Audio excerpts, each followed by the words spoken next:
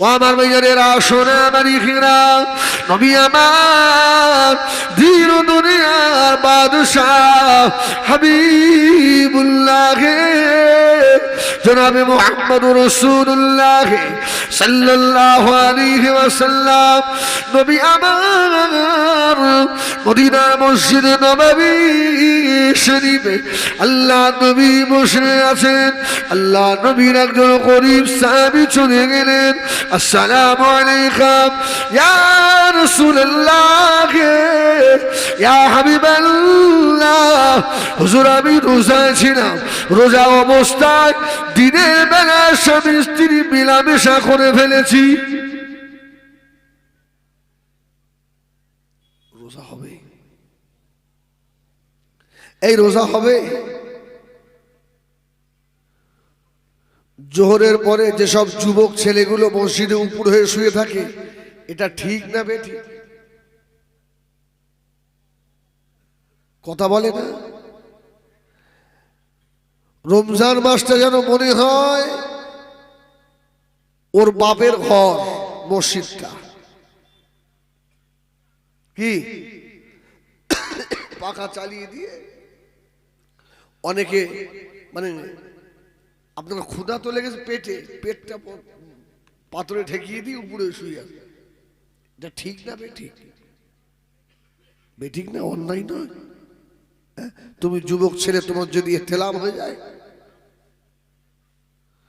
তোমার যদি শরীর খারাপ হয়ে যায়, গোনা হবে না? হবে না? বলে এইসব মৌলী সাহেবগুলো মসজিদে একটু শুতেও দেবে না। কষ্ট হয় রোজার মাসে, আম বাগানে গিয়ে শুয়ে পড়, যা বস্তা বিছিয়ে আম বাগানে গিয়ে শুয়ে। হ্যাঁ, অন্য সময় তো তোকে তো মসজিদে পাওয়া যায় না। রমজান মাসে মসজিদের কারেন্ট খরচ করে এত কিসের? ও আমার ভাইজানেরা, শোনে আমার ইখিরা, সাহাবী হুজুর বললেন ইয়া রাসূলুল্লাহ ইয়া হাবিবাল্লাহ, আমি দিনের বেলায় মিলামেশা করেছি, আমার শরীর নাবা হয়ে গিয়েছে, আমার রোজা হবে কি? ইয়া রাসূলুল্লাহ ইয়া হাবিবাল্লাহ, কি হবে? আপনি বলেন। আর নাই বললে এক কাজ করো, একটা গোলাম আজাদ করে দাও, একটা গোলাম আজাদ করে দাও। বুখারীর রিওয়ায়াত। সাহাবী বলছে হুজুর আমার গোলাম টোলাম নেই, আমার গোলাম নেই, আমি আজাদ করব কি? নবী আমার দিন দুনিয়ার বাদশাহ হাবিবুল্লাহ জনাবে মুহাম্মদুর রাসূলুল্লাহ সাল্লাল্লাহু আলাইহি ওয়াসাল্লাম নবী আমার বলেছিলেন, ও আমার সাহাবীরে 60টা ফকির খাইয়ে দাও। 60টা? ইয়া রাসূলুল্লাহ, গরিব মানুষ, কি করে হবে? আমি পারবো না। রাসূল বললেন 60টা রোজা রেখে দিও, তাও হবে না। ইয়া রাসূলুল্লাহ, এটা আমার দ্বারা হবে না। নবী আমার দিন দুনিয়া বাদশাহ আল্লাহ নবী সাবিন মাথার উপরে আটার খাজুরের বস্তা তুলে দিলেন। ও আমার সাবিরে, এই আটার খাজুরগুলো মদিনার ভিখারীদের ভিতরে বন্টন করে দাও। সাহাবী আটার বস্তা মাথায় তুলে নিয়ে বলল, ইয়া রাসূলুল্লাহ ইয়া হাবিবাল্লাহ, মদিনায় আমার মতো গরীব আর কেউ নাই, আমি কাউকে দেব না। সুবহানাল্লাহ বলে, এটা সুবহানাল্লাহ বলে। ওর গোলাম নেই, আজাদ করতে পারবে না। ও 60টা রোজা ভাঙা রোজা রেখে দিতে পারবে না। 60টা ফকিরকে 60 দিন খাওয়াতেও পারবে না। রাসূল বললে আটার খাজুরগুলো গরিবদের দিয়ে দিবি যা। মাথায় নিয়ে বলছে, ইয়া রাসূলুল্লাহ, আমি তো সব থেকে গরিব। সুবহানাল্লাহ সুবহানাল্লাহ। আমার রাসূল গরিব সাহাবীর মুখের দিকে তাকিয়ে হেসে ফেলেছে। সুবহানাল্লাহ বলবেন না? হেসে ফেলেছে। আচ্ছা নবী কি এমনি হাসে? আল্লাহ হাসেন, তারপরে তো নবী হাসে। সুবহানাল্লাহ বলেন। নবী আমার বললেন সাহাবী রে, ও আমার সাহাবী বাড়ি চলে যাও বাবা, আমার আল্লাহ আমার সাহাবী ওপরে খুশি আছে, কেননা আমার সাহাবীর অন্তরে তাকওয়া রয়েছে। জোরে বলুন আল্লাহর ভয়। আল্লাহর ভয় ভিতরে আছে। ও আমার ঈশ্বরীপুরের সোনামানিকেরা, এই গ্রামে এমনও মানুষ আছে এখনো রোজা দুদিন বাকি, বলা শুরু হয়ে গেছে এবারে মনে হয় থাকা হবে না। শরীর এত খারাপ, ভালো নয়, ভালো নয়। আল্লাহ তোর ভালো রাখবে না। যা, আল্লাহ তোকে 11 মাস খাওয়ায়, একটা মাস আল্লাহর জন্য একটু না খেয়ে থাকতে পারবি নি। এখন থেকে বলছি এবারে মনে হয় হলো না, শরীর খুব খারাপ, এত গ্যাসের চাপ, তোর আলসার দেখ। আল্লাহ তোর যখন গ্যাস না হয়েও তুই গ্যাস গ্যাস করিস, ও রোজা আসার আগে তোর ঢেকুর ভাঙছে, তোর আলসারই হবে। রাগ করলেন না? ও তো আল্লাহ পাকের নেমো খারাপ বান্দা না। আমি হয়তো রাগ করে বললাম, আল্লাহ যেন না দেয়, আল্লাহ যেন এই বান্দাকে সঠিক বুঝ দেন। বলেন আল্লাহুম্মা আমিন। একটু রাগ করে বলে ফেললাম। আমার ভাইজানেরা, সোনামানিকেরা, ও জানেরা, যুবকেরা, বান্দা যার ভিতরে তাকওয়া বেশি, এই রোজায় তাকওয়া বর্জন হয়, আল্লাহ তার উপরে খুশি বেশি। ময়দানে মাশরে রব্বিল আলামিন আল্লাহ পাক কিছু বান্দাদিগকে আল্লাহ ডাকবেন, ওরে আমার গুনাহগার বান্দা রে, আর আমি আল্লাহ আমার দিকে আয়, আয় আমার গুনাহগার বান্দা আমার কাছে আয়। আল্লাহর দয়া কম না বেশি? এই আল্লাহর দয়া কম না বেশি? আল্লাহ ডেকেছে, পাপী আমার কাছে আয়। বান্দা আস্তে আস্তে আস্তে আস্তে আল্লাহ পাকের কাছে গিয়ে হাজির। আল্লাহ ওই বান্দার কানে কানে আল্লাহ বলবেন, ওরে আমার বান্দা রে, এসব গুনাহগুলো করেছিলিস, আল্লাহ আমি করে ফেলেছি, আল্লাহ আল্লাহ আমি করে ফেলেছি, আল্লাহ শয়তানের ধোকায় পড়ে দাগায় পড়ে করে ফেলেছি, আল্লাহ তবে অন্তরে আপনার ভয় ছিল। সুবহানাল্লাহ বলেন। শয়তানের ধোকায় করে ফেলি। আল্লাহ ওই সময় আওয়াজ দেবেন, ওরে আমার বান্দা রে, আমি আল্লাহ পাক আমার সত্তার নাম দিয়ে তোর গুনাহগুলোকে আমি আল্লাহ ঢেকে ফেলেছি।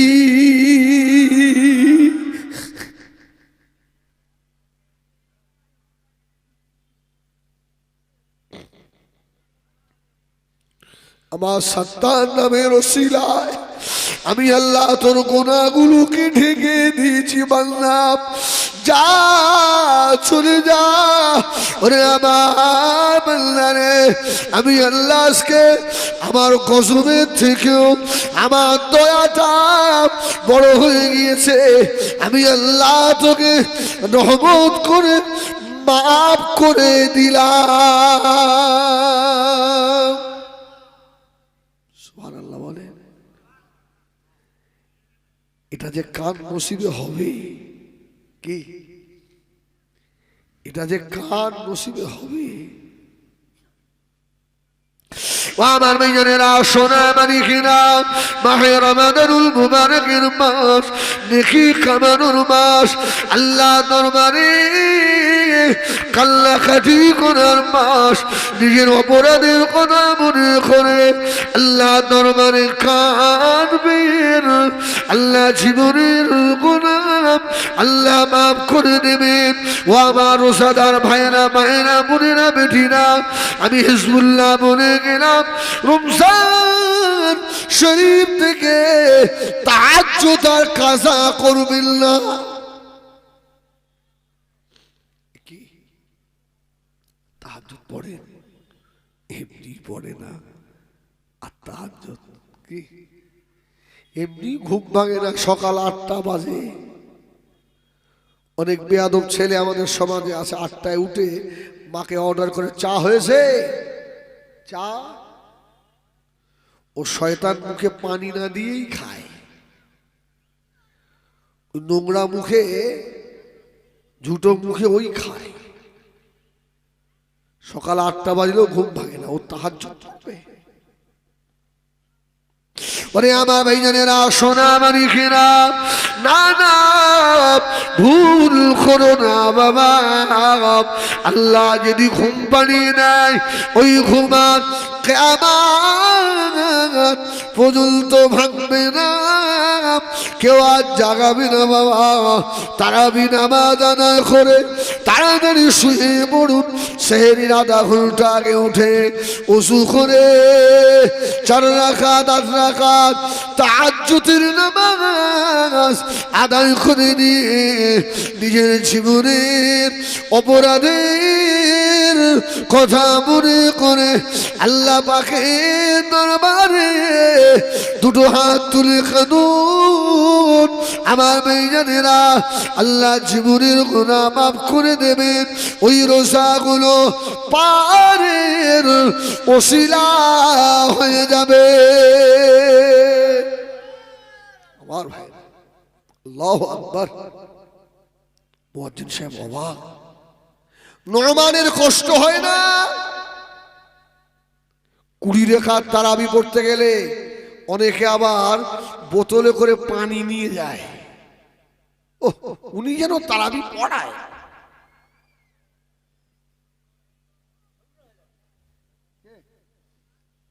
এই যে হাবেজ সাহেব তারাবি পড়াতে আসবে, যাদের বাড়িতে গায়ের দুধ আছে, হাবেজ সাহেবের জন্য 1 গ্লাস করে গরম দুধ নিয়ে যাবেন।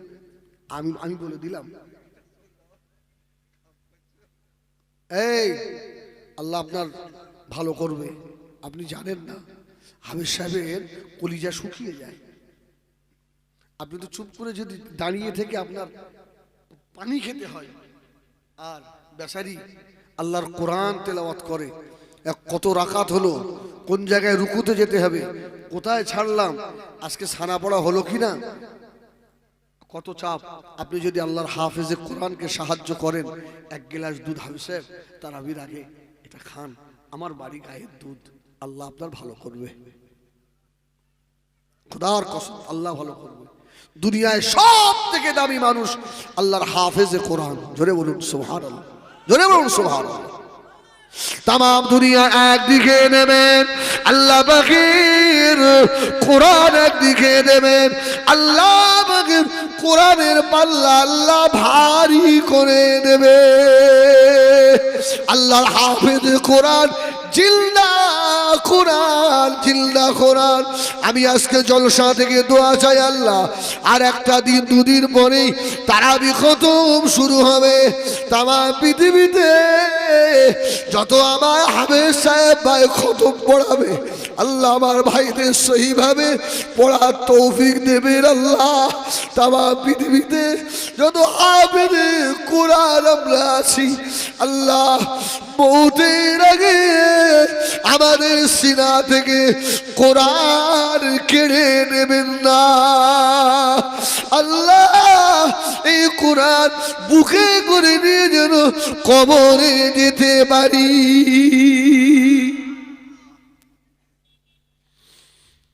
সব থেকে বড় নিয়ামত। হাসি খুশিতে ঘুরছে, যেসব হাবের সাহেবরা তারাবি পড়ায় ওদের মুখের দিকে একটু তাকিয়ে দেখবে সবসময়।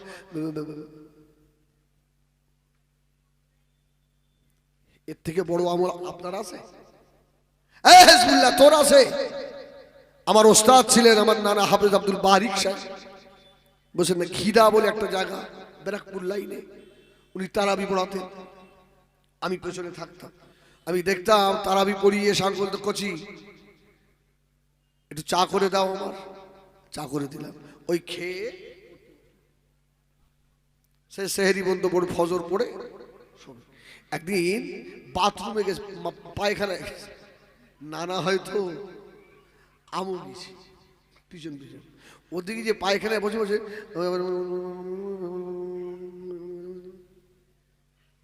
আমার ওস্তাদ তা বলছে না না না না তুই ওই কি কাজ করতিস আর কি কি তুই কি করতিস? আমাদের ভাই বন্ধ হয় না, সুবহানাল্লাহ, ভাই বন্ধ হয় না। আমার ভাইজানেরা শোনা আমারই ঘিরা ও জানেরা, হাফেজ সাহেবের একটু খতম তারাবির হাফেজকে ইফতারির পরে চা এনে দেবেন, একটু দুধ এনে দেবেন, একটু নাস্তা এনে দেবেন, আল্লাহর চিন্তা কোরআনের সাহায্য করবেন, ওই কোরআন ময়দানে বাসারে আপনার জন্য সুপারিশই করবে। জোরে বলুন। ইমামে আযম আবু হানিফা রাহমাতুল্লাহ আলাইহি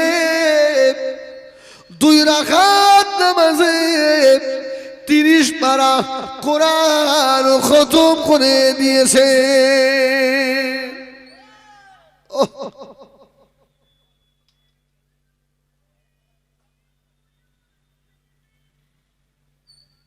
বড় কষ্ট হয়, এই বড় কষ্ট হয়।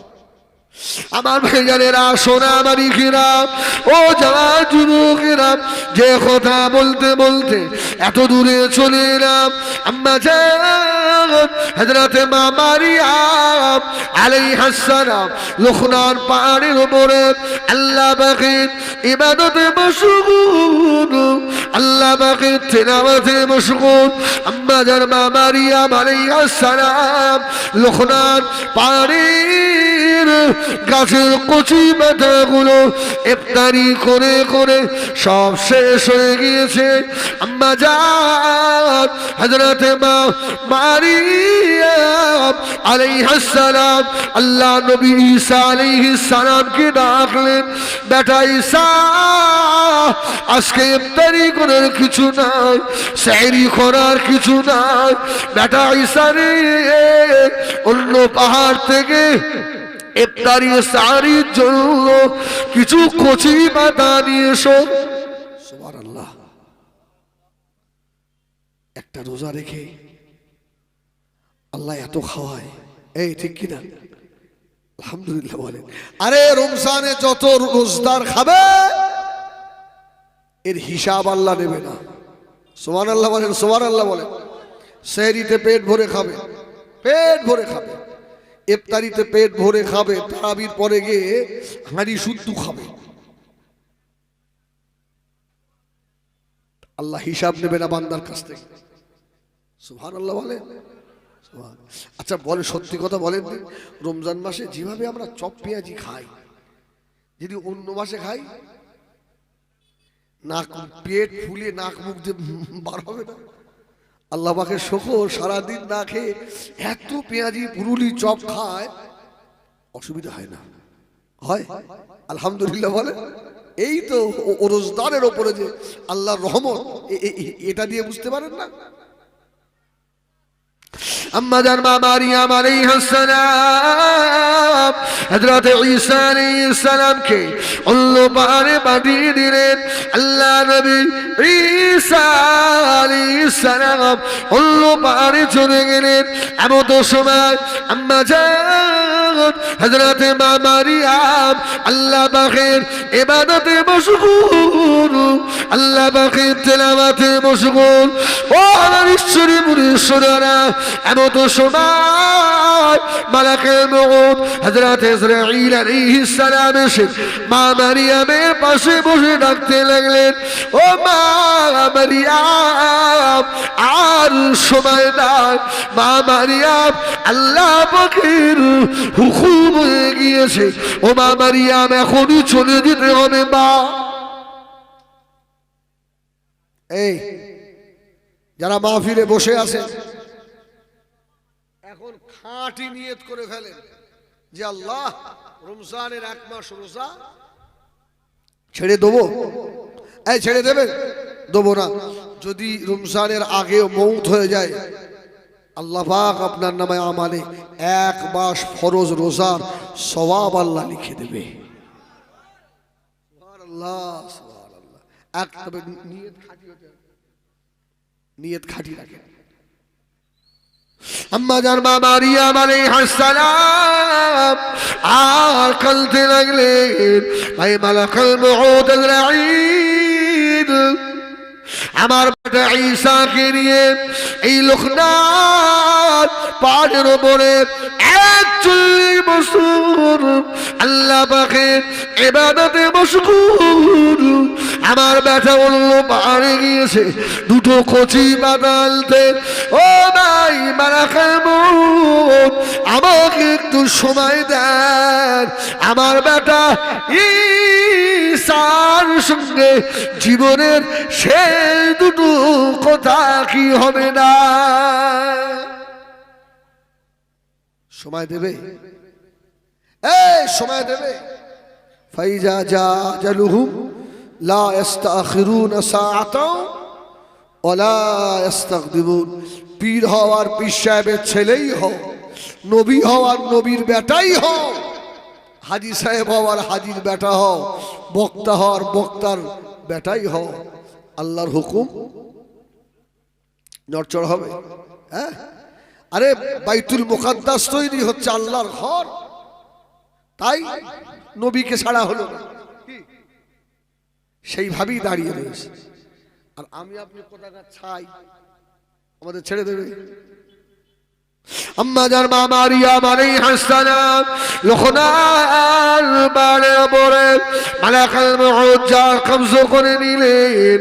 ইন্না লিল্লাহি ওয়া ইন্না ইলাইহি রাজিউন। আম্মা জান মা মারিয়াম ইন্তেকাল হয়ে গেলেন। ওয়া আমার ভাইয়েরা আল্লাহ নবী ঈসা আলাইহিস সালাম অন্য পাহাড় থেকে কচি পাতা নিয়ে এসে দেখে লোকনাথ পাহাড়ের উপরে শুয়ে আছে। আল্লাহ নবী ঈসা সালাম মনে করলেন আমার আম্মা জান বুড়ি হয়ে গিয়েছে, আমার আম্মা জানের বড় কষ্ট হয়েছে, আমার আম্মা জান একটু আরাম করছেন। আল্লাহ নবী ঈসা আলাইহিস সালাম ইফতারি পাতাগুলো নিয়ে মা মারিয়াম আলাইহিস সালামের মাথা ধরে বসে রয়েছে। সুবহানাল্লাহ বলো। এই নবী নবী আর নবীর মা, এমনও ছেলে আছে রমজান শরীফে অনেক মা বাপ দেখবেন আলাদা খায়, আছে না? আছে না? ওহ, বুড়ি মা চাল ছোলা নিয়ে বসে আছে আর বেটা ফল ফ্রুট কত কিছু, চপ পেঁয়াজি মুড়ি ঘুগনি। হ্যাঁ, বুড়ি মাটা বুড়ো বাপটা ওই ঘরে বসে বসে তাকিয়ে তাকিয়ে দেখে আর কাঁদে। বেটা রে আমার সোনা, তোকে আমি নিজে না খেয়ে তোকে খাইয়েছি, আজকে আবার তুই সেই বেটা। মা শুধু আঁচল দিয়ে চোখ মুছছে। আল্লাহ, এই আমার নসিব ছিল কি বাবা?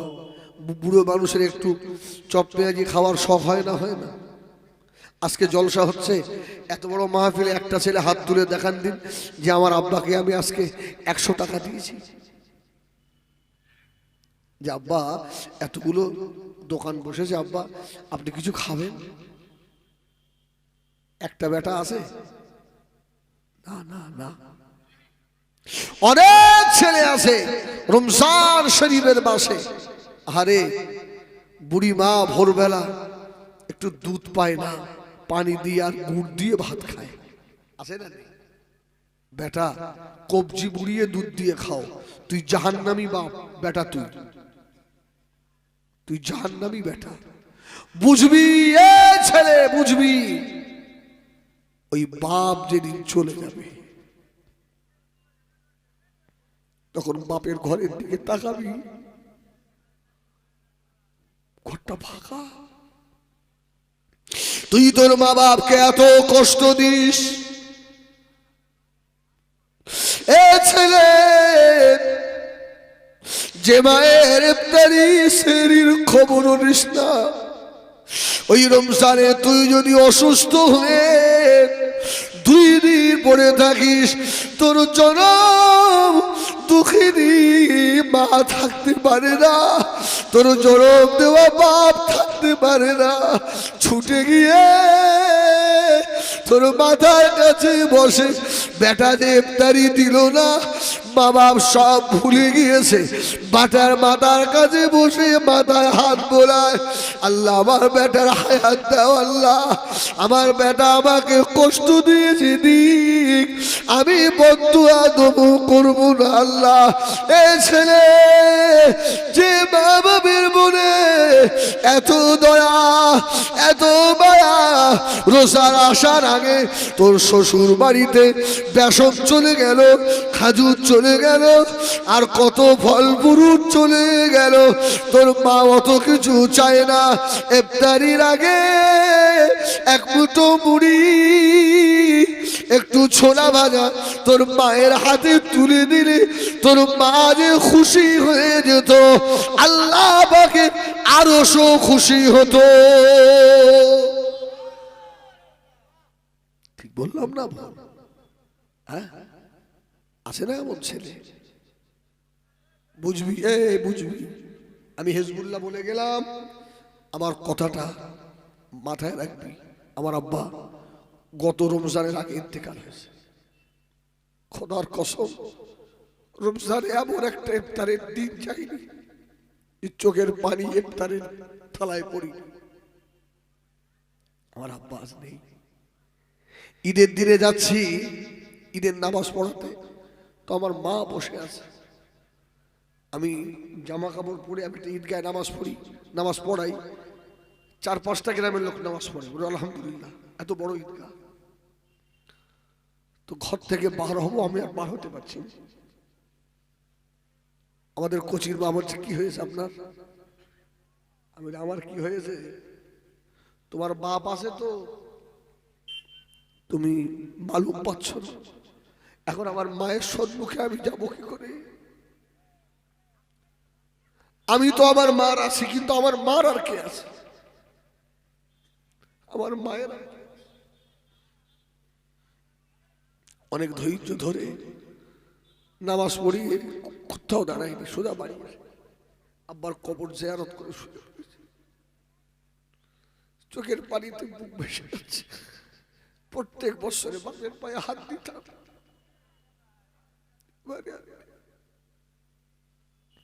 তোর মালুম হবে এই ছেলে, তুই বুঝতে পারবি যেদিন নিয়ামত তুই হারিয়ে।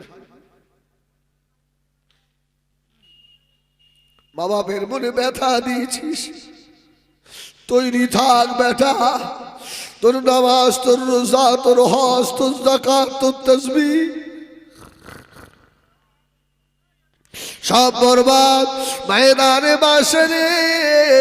আমার আল্লাহ পাক রহমতের নজর দিয়ে তোর দিকে তাকিয়ে আল্লাহ দেখবেন না।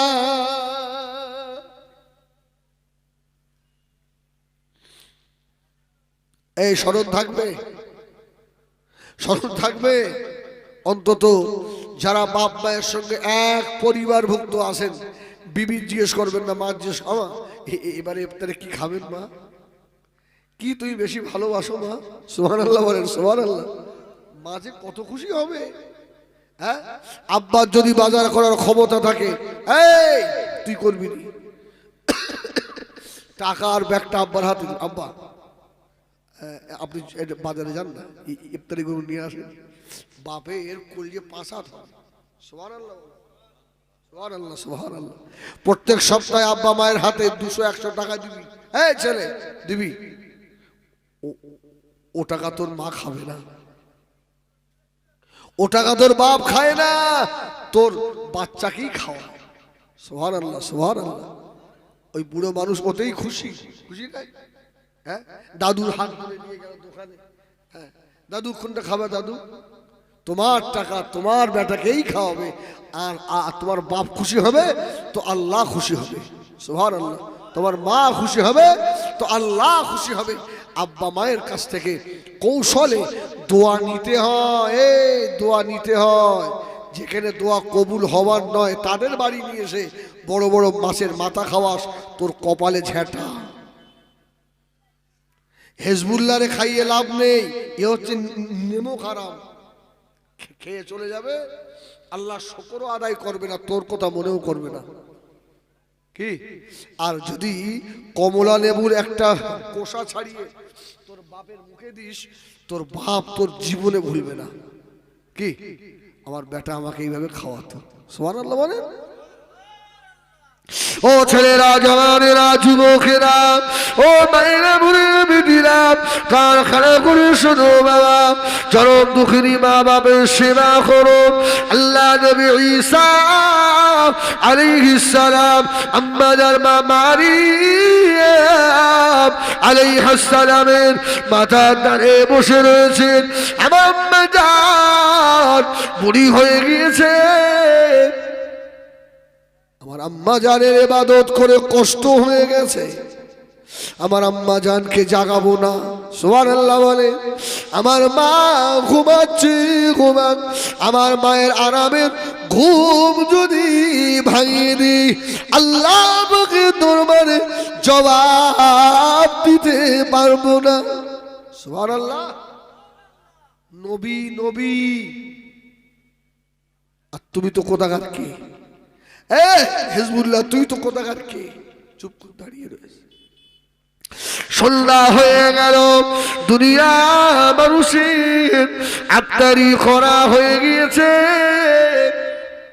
ও বেজেরা, আম্মা জান মারিয়াম আলাইহিস সালাম উঠলেন। আল্লাহ নবী ঈসা আলাইহিস সালাম মায়ের পাশে দাঁড়িয়ে বললেন, আম্মা জান উঠে পড়ুন, আম্মা জান উঠে পড়ুন, দুনিয়ার মানুষের আফতারি হয়ে গিয়েছে। মা আপনি উঠে পড়ুন, আমরা ইফতারি করি। আল্লাহ তরফ থেকে আওয়াজ হয়ে গেল, ও আমার নবী ঈসা, আপনার আম্মা জান মারিয়াম আলাইহিস সালামকে আর ডাকবেন না। হযরত মারিয়াম আমি আল্লাহ আমার ডাকে সাড়া দিয়েছে। আল্লাহ নবী ঈসা আলাইহিস সালাম অঝরে কাঁদতে লাগলেন। আল্লাহ পাক আমার আম্মা জান কেমন ভাবে মারা গেল, আমার আম্মা জানে মৃত্যুর সময় মা আমার কত না কষ্ট পেয়েছে। আল্লাহ আমার মায়ের সঙ্গে জীবনের সেই দুটো কথা হলো না, অজনয়নে জার জার হয়ে কাঁদছেন। আল্লাহ নবী ঈসা আলাইহিস সালাম মনে মনে করলে লোকনায় পাহাড় থেকে নিচে নেমে আসবেন, কেননা আমার আম্মা জানকে গোসল দিতে হবে, কাপড় পরাতে হবে, আম্মা জানের লাশ দাফন করতে হবে।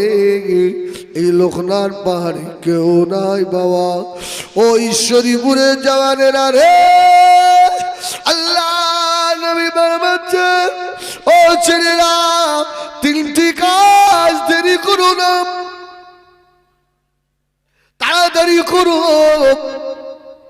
এক নাম্বার হলো নামাজের সময় হয়ে গেলে তাড়াতাড়ি নামাজ আদায় করো। সুবহানাল্লাহ, জোরে বলেন সুবহানাল্লাহ। দ্বিতীয় নাম্বার হলো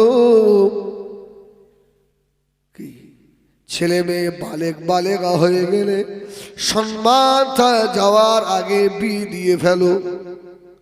তৃতীয় নাম্বার হলো মা বাবা আত্মীয় স্বজন মারা গেলে, মাইয়েত হয়ে গেলে দেরি করো না, তাড়াতাড়ি করে দাফন করে ফেলো। এই তিনটি কাজ আমার ভাইরা, আমি আর থাকবো না। এখান থেকে যাবো কত জানেন? প্রায় সে দীঘার কাছে, মিদনাপুর, মানে ওখান থেকে আর মনে হয় দীঘা আপনার 5-7 কিলোমিটার হবে। হ্যাঁ, 12:30টায় ওখানে সময়। এখন ঠিক সময় মতো না গেলে এখন যা জলসা কমিটির অবস্থা, এটা আবার গালাগাল দেয়। আমার শাহানুর ভাই এসে গেছে, আলহামদুলিল্লাহ। আসেন, আমি একটু সালাম পড়ি, তার মধ্যে আশা করছি আমার ভাই এসে যাবে। সকলে আগে আগে নবী সালাম।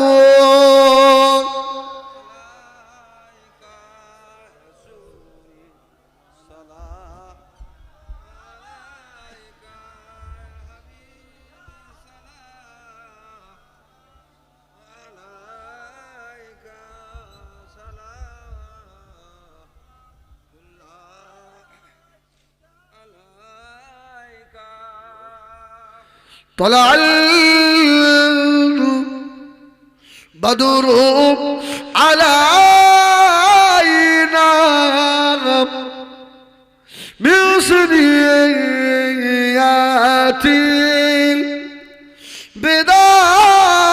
البداء وجب الشكر علينا بعد للعب آخداي عربي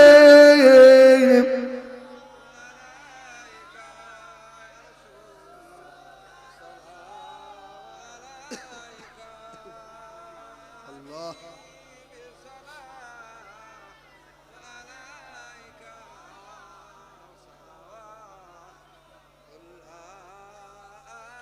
উড়িল আল্লাহ আরবানি পহালো দুঃখের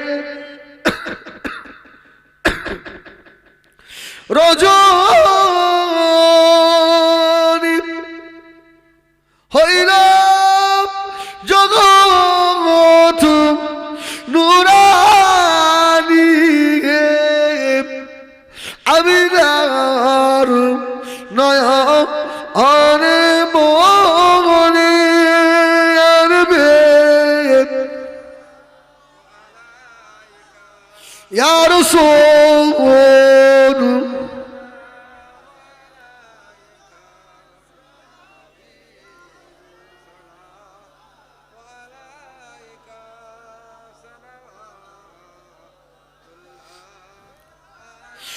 আব সুলতানে এ মদিনা মাহবুতে ওহিও সকিনা নূর সে মামুম রসিলা مشک سے بہتر پسینہ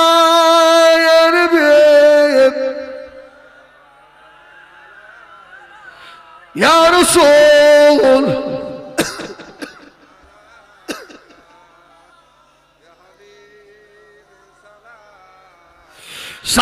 صلوات اللہ বাবা সব